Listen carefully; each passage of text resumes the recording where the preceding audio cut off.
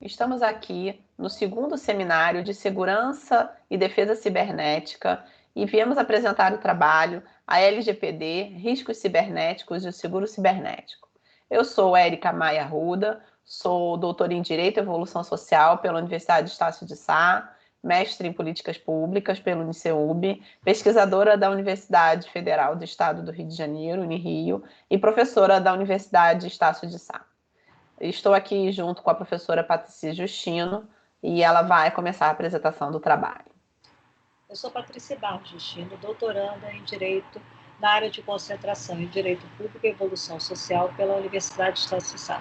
Sou também professora da Escola de Magistratura do Estado do Rio de Janeiro, bem como pesquisadora da Universidade Federal do Estado do Rio de Janeiro. Faço uma pequena introdução a respeito do tema da seguinte forma.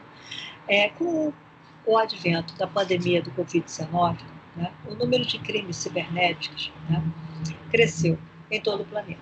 E com a alavancada pelo uso maciço, é claro, dos meios tecnológicos da internet.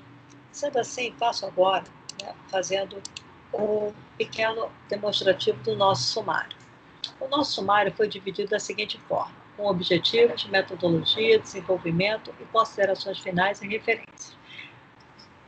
Com os objetivos, nós tentamos, no nosso trabalho, primeira coisa, entender como as legislações, tanto nacionais e internacionais, de proteção à privacidade de dados, bem como as legislações, se reforçam nas garantias individuais, pode, de alguma maneira, favorecer o Brasil.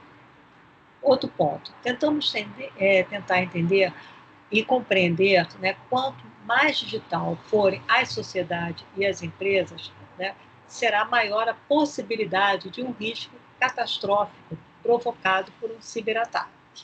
Né? Tentamos verificar isso, né, ou melhor, tentamos entender que era necessário analisar o tema como um todo, tanto em termos de legislação em vigor, como das violações cibernéticas e esses riscos cibernéticos. Também tentamos, né, dentro dos objetivos, quais os sistemas digitais são suscetíveis a esses ataques cibernéticos, né, por indivíduos ou até mesmo por grupos mal intencionados, né, com repercussões cada vez mais graves, tanto para as empresas em todo o mundo, como também a natureza dessas ameaças, seja no caso, para rompimentos, né, de dados, seja também, rapidamente, que essas ameaças podem, de alguma maneira, dificultar, né, as organizações, que elas podem se opor a elas.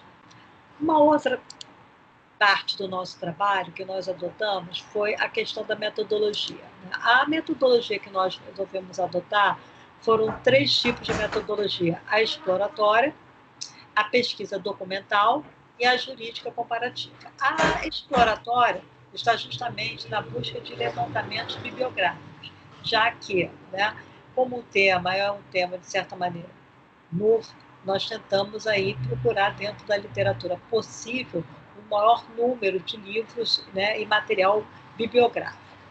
A outra parte da pesquisa, o outro momento da pesquisa, buscamos aí a questão documental, que estavam justamente documentos produzidos através do Congresso Nacional, bem como também informações de artigos publicados que tratassem, né, relacionado do tema de uma forma direta ou indireta, através de dispositivos legais pertinentes, bem como também estudos descritivos e analíticos dessas fontes.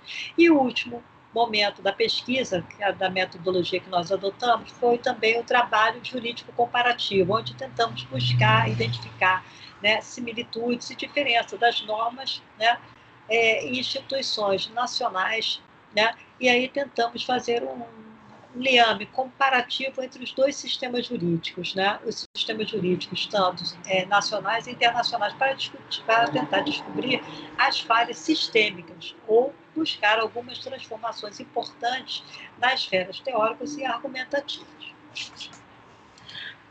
Bem, na parte do desenvolvimento, na parte das considerações finais, eu passo agora para a professora Érica fazer a sua exposição. Obrigada. Obrigada, Patricia. Ok. Então, o nosso trabalho ele se desenvolveu da seguinte forma, né? Nós levamos em consideração que de todos os países modernizaram seus arcabouços regulatórios, criando mecanismos legais para punir os crimes cibernéticos, né? Nós também identificamos que foram criadas regras para as organizações públicas e privadas que têm em suas bases um grande volume de dados e informações dos cidadãos e de consumidores. Nós também utilizamos algumas informações nacionais, né, como a professora Patrícia colocou na metodologia.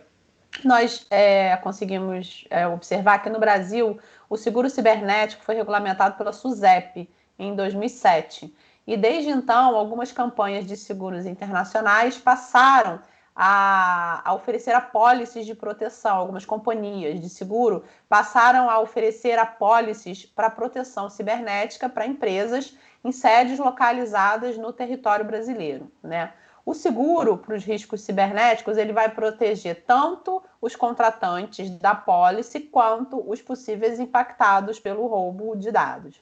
E nós também trabalhamos no artigo os motivos pelos quais as empresas devem manter foco na jornada de adequação e se destacando o seguinte, né? É que as empresas elas têm como objetivo e como foco para essa mudança a prevenção das sanções e penalidades, a manutenção da confiança dos clientes e consumidores, evitando os impactos nas relações internacionais, especialmente por conta da legislação internacional que trata da privacidade de dados. A proteção de dados no Brasil é uma realidade, né, independentemente do fato que a LGPD ainda aguarda alguns eventos, né, para sua implementação total, ainda faltam algumas sanções presidenciais, mas o fato é que estamos caminhando no sentido de uma regulamentação total. Como considerações finais, é importante colocar que o nosso trabalho ainda está em andamento, né? Então a nossa pesquisa ela tem apenas conclusões parciais e não conclusões definitivas. Dizer que como conclusões parciais nós conseguimos absorver e identificar que houve um aumento das violações de segurança cibernética e que esse na verdade é um fenômeno que sem dúvida vai continuar a aumentar, especialmente por conta da pandemia. Não só vai afetar setores públicos, mas também setores privados, de grandes e pequenas organizações. Também conseguimos identificar que a confiança das organizações em tecnologia, armazenamento e processamento de dados é cada dia mais crítica para os negócios e que crescem os desafios em relação à mudança de legislação e o grande número de ataques cibernéticos. Por isso é importante manter um bom programa de segurança cibernética e ele pode mesmo não ser a garantia que a organização não será vítima dessas violações. Elas podem acontecer mesmo assim.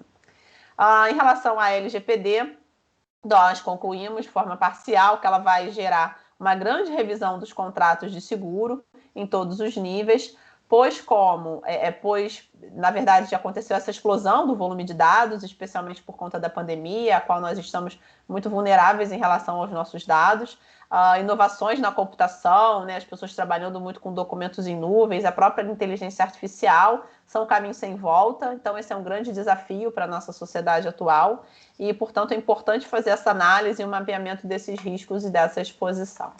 Por fim, gostaria de destacar as nossas referências bibliográficas. Nós utilizamos artigos, né, mais atualizados que tratam do assunto. Utilizamos o livro de Crespo, de 2011, que é uma importante referência sobre o assunto, sobre o cybercrime. Utilizamos o artigo de Teixeira sobre também essa questão da mitigação de impacto e mecanismo de gestão de risco. O artigo de Vita também é um artigo bem atual, agora de setembro, né, que trata dessa questão, como a Interpol ela vem vivendo essa questão, e aí está falando de questões mais internacionais. E também pegamos um documento internacional, que é o The Global Risk Report de 2019, do World Economic Forum. É importante a gente saber o que vem acontecendo no mundo, como é que o mundo vem se colocando, para entender como é que fica a nossa realidade. Então, essas foram as nossas referências. Gostaria de agradecer aqui a possibilidade de participação do seminário. Também gostaria de agradecer a participação do seminário, muito obrigada. E obrigada à professora Érica também, por ter dividido o trabalho comigo. Obrigada.